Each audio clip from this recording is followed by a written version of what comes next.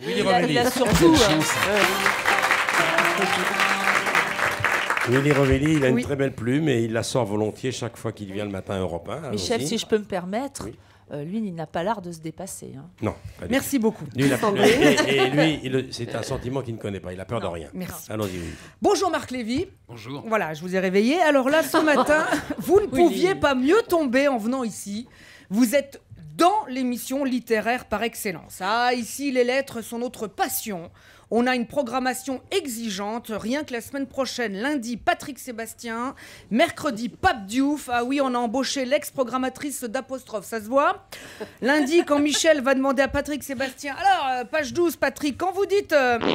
ça nous surprend. Parce que dans votre livre précédent, vous disiez plutôt... oui, Michel, c'est parce que c'est de la maturité. Là, Bernard Pivot. Et vous avez tout de suite trouvé le ton qui convient à Marc Lévy. C'est formidable. Il n'est pas gêné du Quelle tout. perception. Là, Bernard Pivot pour aller se rhabiller. Alors, Marc, on dit de vous que vous êtes le maître du suspense. C'est pas vrai. On en a reçu d'autres ici, excusez-moi, c'est autre chose. Hein. Quand vous avez Véronique de Véronique et Davina qui vous balance ses meilleures adresses dans Véro trouve tout. Là, t'as les chocottes, mon coco. Vous l'avez lu le passage où elle nous dit comment trouver du bois en plein Paris ? Vous avez de la chance d'avoir une cheminée, mais vous courez toujours après des bûches. Vous en avez acheté dans une station-service. Vous rentrez chez vous, c'est lourd à porter et vous râlez parce que le bois est humide. Alors filez à la boutique l'Arbre Rouge. Vous pourrez passer commande les yeux fermés. Les prix sont TTC et le bois est livré à domicile. Oui, voilà, calmez-vous, calmez-vous. C'est vrai que ça fait peur. Ah, c'est vrai que ça fait peur, hein. J'arrête là parce que c'est vrai que c'est difficilement supportable.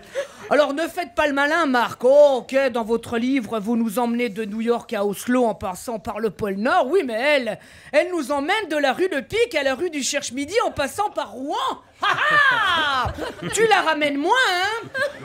Mais ne vous moquez pas. Elle a eu un prix aussi, 16,90 €, c'est pas rien. Oui, alors Marc, ici, ce sont des questions de fond qu'on vous posera sur votre roman. Alors je compte sur vous pour nous donner des vraies réponses d'écrivain. Hein. Alors Marc, si vous prenez une glace à 2 boules, quels seraient les parfums ?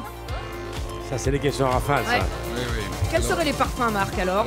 Je préciserai quand même que c'est un texte qu'on m'a glissé avant que j'arrive. Hein. Ouais, ça m'étonne Pour pas. pas qu'il y ait d'ambiguïté, mais je vais le lire. Allez-y. Donc en épitaphe, je voudrais attirer votre attention sur le fait que pour comprendre comment peut éclore cette passion pour la chose givrée, c'est ambigu ça quand même, cela n'a rien à voir avec une vie oisive.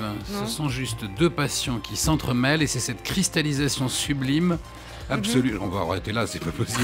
Non, allez-y, c'est une réponse d'écrivain. Totale donc, qui me font invariablement pencher vers vanille, chocolat. Voilà. Allez-y, c'est chiant, continuez. Oui. Vanille étant le symbole du vide, je ne sais pas qui vous a mis cette idée en tête.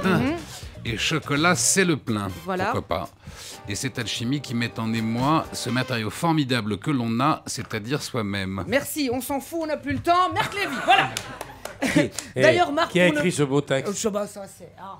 C'est Stevie C'est Boulet. Véro trouve tout.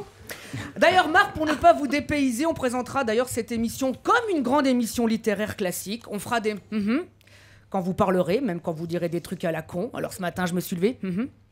J'ai pris un café. Fait encore un peu frisquet. Vous voyez, ça fait tout de suite plus intelligent. Et puis on fera comme dans l'émission de Philippe Lefay, les mots de minuit sur Ah, France je rate 2. jamais les mots de minuit. Ça allait bien cette Quand émission. j'ai pas mon terralène. Voilà, la seule émission culturelle. Non, arrêtez les Oh, vacheries, c'est pour là. rire. Non. Mais Philippe, il a de l'humour, Mais Philippe. évidemment, voyons. bah oui, ça se voit Mais tout de oui, suite. Hein, il dort c'est- aussi, lui. Bon. C'est la seule émission culturelle où il s'engueule en silence. Oui. Enfin, monsieur Lévy, vous décrivez les prémices d'une relation entre vos deux héros. Or, on n'y croit pas. Je ne vous permets pas de me chuchoter dessus comme ça. Non, messieurs, chuchotez moins fort, on ne s'entend plus dormir. Voilà. Vous le voyez, Marc, ce n'est pas ce matin que vous serez maltraité. Hein. Non. En plus, je sais que dès la fin de cette émission, vous filez au salon du livre Porte de Versailles. Il va vous en falloir du courage. Hein. Monsieur Lévy, ah, c'est pour vous dédicacer mon livre. Non, ça je m'en fous, je les achète jamais. C'est pour faire une photo. Excusez-moi, Malte, c'est agréable en avril. Ah, le salon du tourisme, c'est hall 2, monsieur. Allez, hop. Ouais, allez, bon courage, Marc. On est de tout cœur avec vous. En attendant, pour ce nouveau livre d'espionnage, d'aventure et d'amour, tous vos fidèles lecteurs se joignent à moi pour vous dire... Merci. Merci. Bravo, Willy, qu'on peut Merci, revoir sur July. europe1.fr.